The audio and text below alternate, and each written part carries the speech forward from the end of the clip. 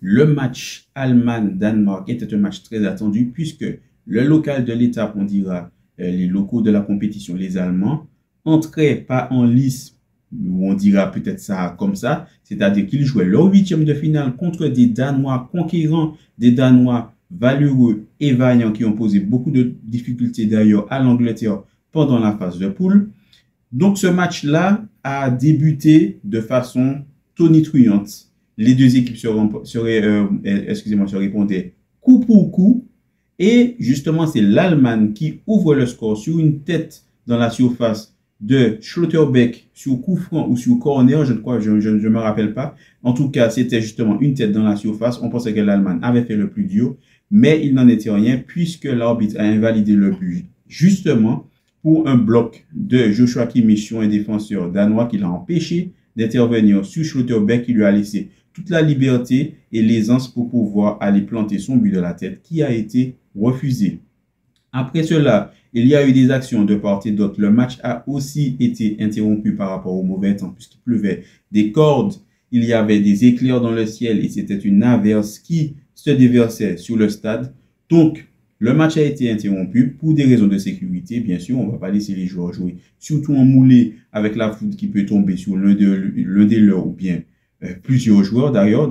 Donc, match interrompu pendant je ne me rappelle pas combien de minutes, on dira une vingtaine de minutes, pour pouvoir reprendre. Donc, l'averse au début pour averse par la suite. Merci Darren Tulette pour la référence, le présentateur justement de beIN Sport, puisque c'est lui qui l'a sorti. Pourquoi averse? Puisque justement c'est lui qui va ouvrir le score pour l'Allemagne sur penalty.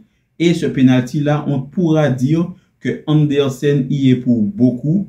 Il y est aussi pour beaucoup pour le scénario du match. Il a été décisif malheureusement pour lui dans les deux surfaces de réparation, mais avec des fortunes diverses. Pourquoi je dis ça? Parce que c'est bien le Danemark qui avait ouvert le score justement à la reprise de cette interruption. Un but à 0, but de Andersen justement qui a réussi à tromper Manuel Neuer après un cafouillage dans la surface. Mais le but a été invalidé pour un hors-jeu, mais vraiment un hors-jeu à un poil de chatte.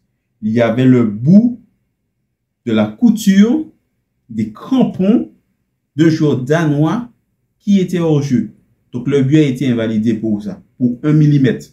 Vraiment, je pense qu'il faudra poser sur la table le sujet du VAR et devoir réformer justement cet outil-là dans une bonne façon parce qu'il peut être intéressant pour le foot. Mais quand on regarde le football et qu'on voit ce genre de situation-là, on voit ce genre de dramaturgie-là, selon moi, c'est saoulant. On souffre. Vraiment, on souffre.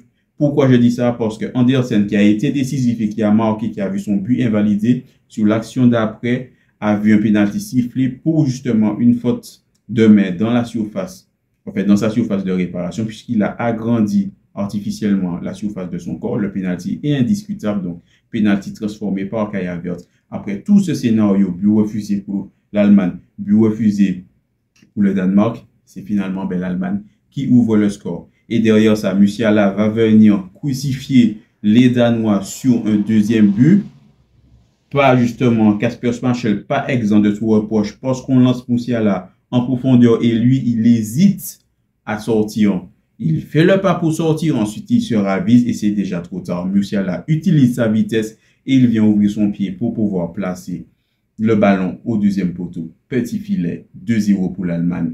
Au revoir le Danemark.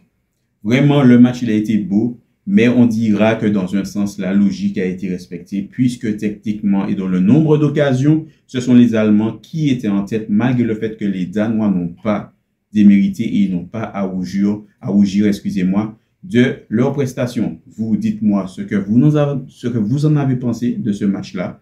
Je vous donne rendez-vous pour la prochaine rencontre qui est le très attendu pour moi, mais aussi pour beaucoup, Angleterre-Slovaquie. En attendant, prenez soin de vous.